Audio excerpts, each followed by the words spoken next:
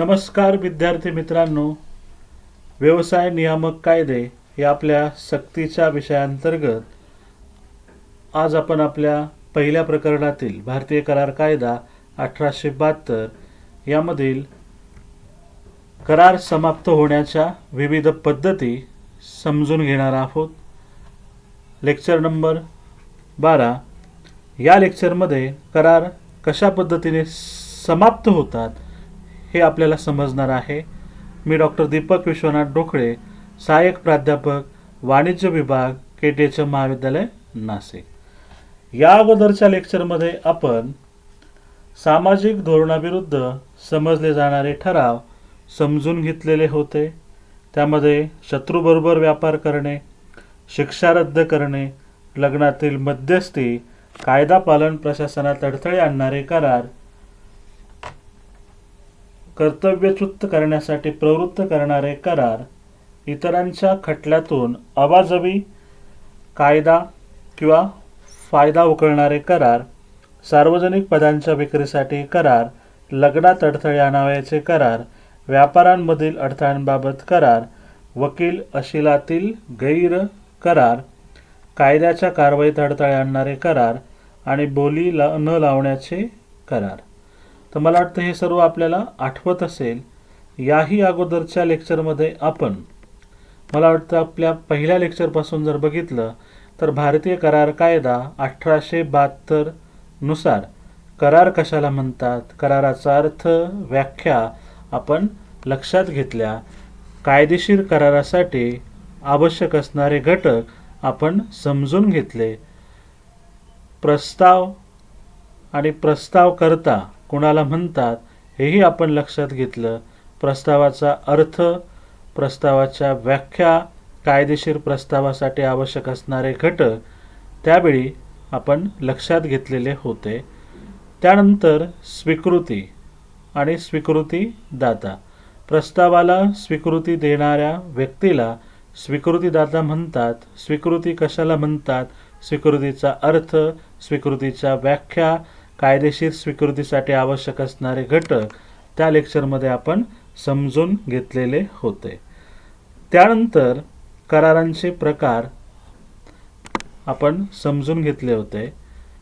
मला वाटतं अज्ञान व्यक्तींसोबत केले जाणारे वैध करार आणि अवैध करार हेही आपण आपल्या अगोदरच्या लेक्चरमध्ये लक्षात घेतलेलं होतं। प्रतिफल म्हणजे काय, कायदेशीर प्रतिफल कशाला म्हणतात याचाही विचार आपण केला। प्रतिफलाचा अर्थ, व्याख्या आणि कायदेशीर प्रतिफलासाठी आवश्यक असणाऱ्या अटी, नियम किंवा आवश्यकता भारतीय करार कायदा 1872 नुसार आपण समजून घेतले। प्रतिष्ठा असेल किंवा त्या करारातून प्राप्त होणारी हानी असेल याही बाबतीत आपण विचार केला होता। कायदेशीर प्रतिफल आणि कायदेशीर उद्दिष्ट कशाला म्हणतात हेही आपण समजून घेतलेलं होतं। त्यानंतर कराराच्या व्याख्येतील पुढची एक संकल्पना जी संमती, त्यामध्ये मुक्त संमती कशाला म्हणतात, मुक्त संमतीचा अर्थ, व्याख्या आपण समजून घेतली। संमती आणि मुक्त संमती यामध्ये काय फरक आहे तोही आपण समजून घेतला।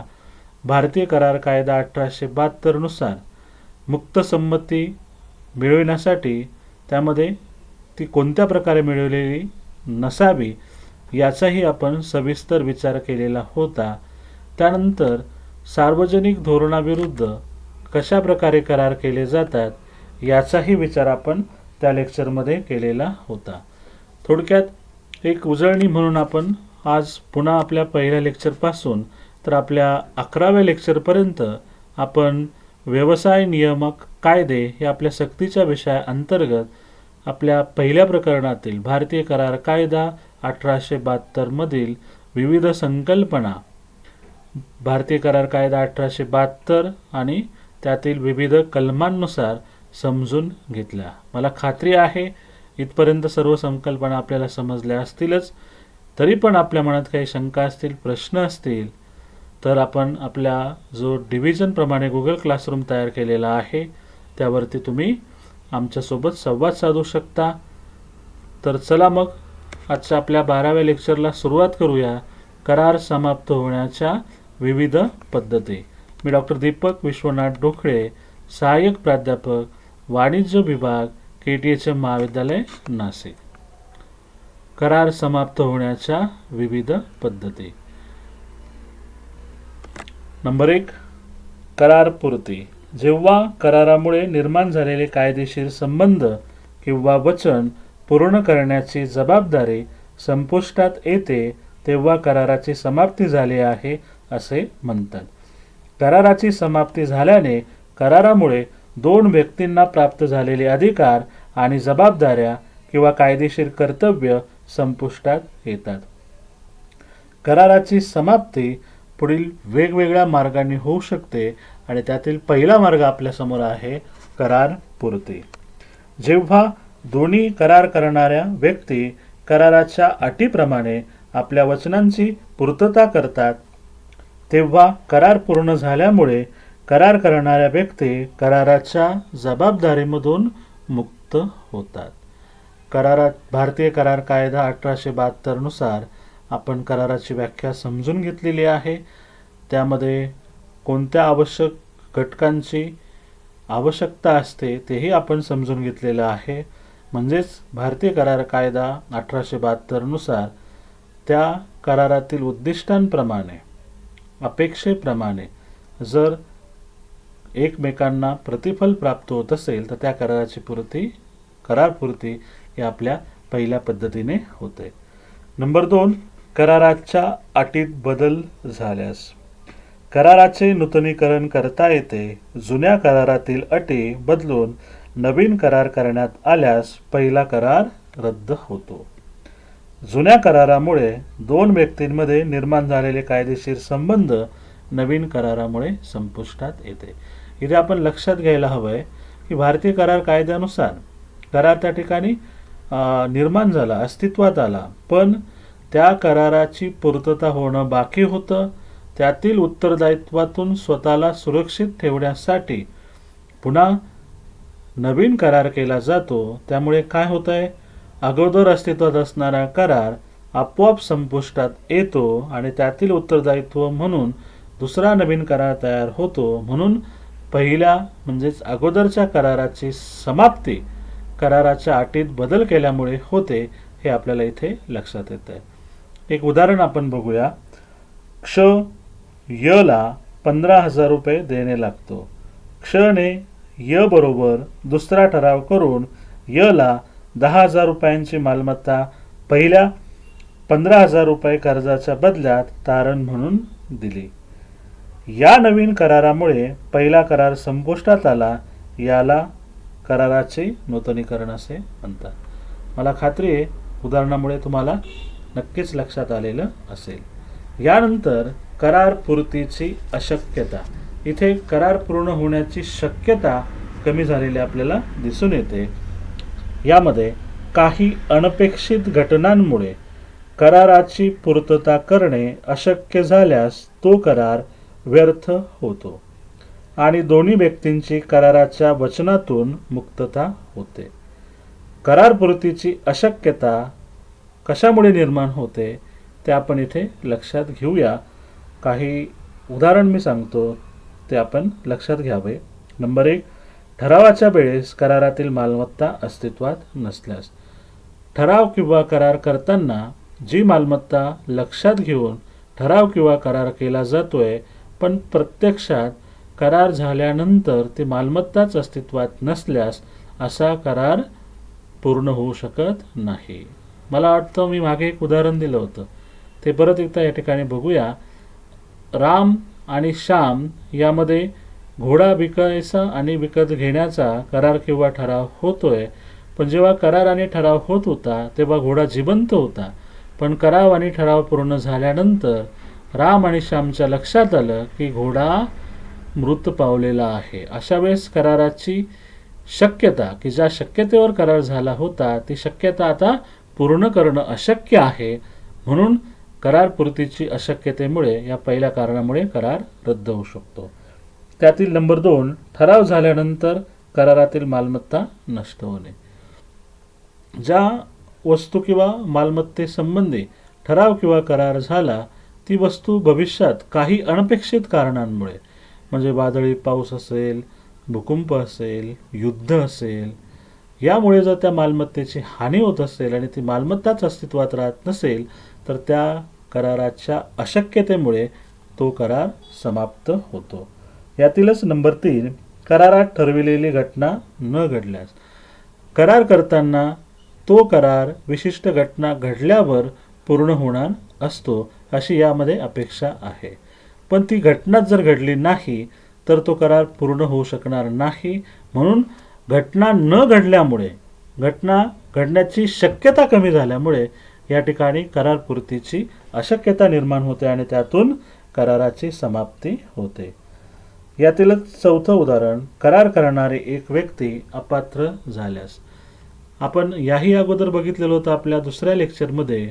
भारतीय करार कायदा 1872 नुसार करार करण्यासाठी कमीत कमी 2 पक्षकारांची आवश्यकता असते.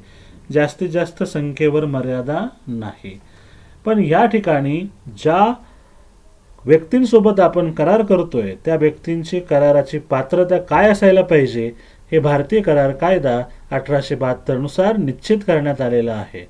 आणि ज्या व्यक्तीसोबत आपण करार केला आहे त्या व्यक्तीची पात्रता बदलली असेल तर, त्या व्यक्तीला जर भारतीय न्यायालयाने दिवाळखोर ठरवलं असेल तर, त्या व्यक्तीला व्यवहार करण्यास न्यायालयाने बंदिस्त केलं असेल तर, ती व्यक्ती वेडी झाली असेल तर, म्हणजेच त्या व्यक्तीची करार करण्याची पात्रता संपलेली असेल तर अशा व्यक्तीबरोबर करार करणं अशक्य होतं. अशा व्यक्तीबरोबर केलेला करार पूर्ण करणं अशक्य होतं आणि अशक्यतेतून मग या प्रकारच्या कराराची पूर्ती होऊन करार समाप्त होतो. याचं उदाहरण आपण बघूया. अ आणि ब यांच्यामध्ये अ चे घर ब ला 1 कोटी रुपयास विकण्याचा करार झाला आहे. यानंतर ब वेडा झाला. असा करार पूर्ण करण्यास ब पात्र नसल्यामुळे करार पूर्ती होऊ शकत नाही. यातीलच 5वं कारण, करार करणाऱ्या व्यक्ती 2 देशातील असल्यास व त्या देशामध्ये युद्ध सुरू झाल्यास करार पूर्तीची अशक्यता निर्माण होते. ज्या व्यक्तीसोबत आपण करार करतोय ती व्यक्ती दुसऱ्या देशाचा नागरिक असेल आणि आपण त्या व्यक्तीसोबत व्यापार किंवा व्यवसायाशी संबंधित करार केला असेल, पण आता त्या व्यक्तीचा देश आणि आपला देश या 2 देशांमध्ये युद्ध सदृश्य परिस्थिती किंवा युद्ध सुरू झाल्यास त्या 2 व्यक्तींमधील करार आपोआप कायद्याने रद्द ठरविला जातो आणि अशा ठिकाणी करार पूर्ण होण्याची शक्यता कमी झाल्यामुळे अशक्यतेपोटी तो करार समाप्त होतो. यानंतर चौथा प्रकार, कायद्याच्या नियमाने किंवा तरतुदीने समाप्ती. करार करणाऱ्या व्यक्तीची इच्छा नसली तरी कायदेशीर तरतुदीमुळे 2 व्यक्तींमध्ये कराराने निर्माण झालेले संबंध संपुष्टात येतात. त्याची पुढील कारणे आहेत. नंबर 1, करारातील एका व्यक्तीचा मृत्यू झाल्यास. करारासाठी कमीत कमी 2 पक्षकारांची आवश्यकता आहे. पण ज्या व्यक्तीसोबत आपण करार केला आहे ती व्यक्तीच जर अस्तित्वात नसेल, तिचा मृत्यू झाला असेल तर मला वाटतं कायद्याच्या नियमाने किंवा तरतुदीने अशा कराराची समाप्ती होते आणि त्यातील इतर पक्षांना त्या जबाबदारीतून मुक्त होता येते. करार करणाऱ्या व्यक्तींपैकी एक व्यक्ती दिवाळखोर झाल्यास. ज्या व्यक्तीसोबत करार करण्यात आलेला आहे ती व्यक्ती जर दिवाळखोर झाली तर कायद्याच्या नियमाने किंवा तरतुदीने त्या कराराचं मला वाटतं विसर्जन होतो, तो करार समाप्त होतो आणि हक्कांचे विलीनीकरण झाल्यास कायद्याच्या नियमाने किंवा तरतुदीने त्या कराराची समाप्ती होते. नंबर 5, कराराची कालमर्यादा संपल्यास. काही करारांना प्रस्तावामध्ये विशिष्ट मुदत दिली असते तर सर्वसाधारण करारही योग्य वेळेतच पूर्ण करावायचे असतात. अशी मुदत संपल्यास करार समाप्ती होते.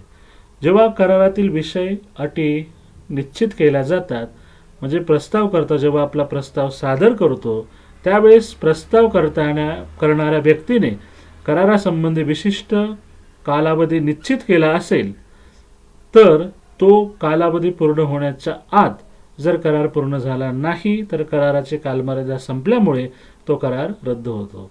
सर्वसाधारण करार सुद्धा विशिष्ट मुदतीनंतर भारतीय करार कायद्यानुसार आपोआप संपुष्टात येतात. नंबर 6, करारभंग झाल्यास. जेव्हा करार करणाऱ्या एका व्यक्तीकडून करारातील ठरविलेले कृत्य योग्य वेळेत पूर्ण होत नाही, त्यावेळेस करारभंग होतो व करार संपुष्टात येतो.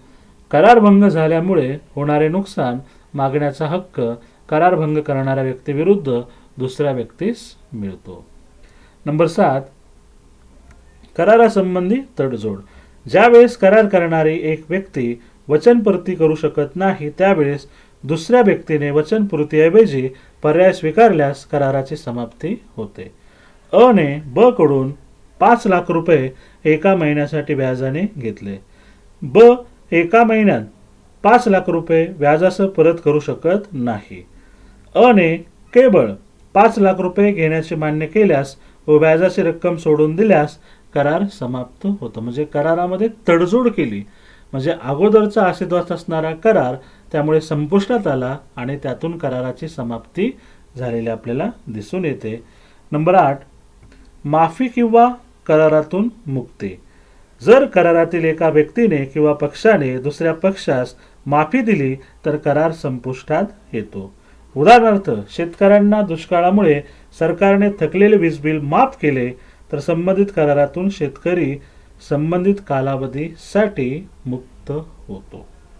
नंबर 9, वचनपूर्तीची संधी न मिळाल्यामुळे. जर प्रस्तावाचा स्वीकार करणाऱ्या व्यक्तीने प्रस्ताव करणाऱ्या व्यक्तीस वचन पूर्ण करण्याची संधी दिली नाही तर करार समाप्त होतो. प्रस्तावत्याविरुद्ध नुकसान भरपाई मागण्याचा हक्क प्रस्तावकाला निर्माण होतो. नंबर 10, करारातील अटींची पूर्तता न झाल्यास.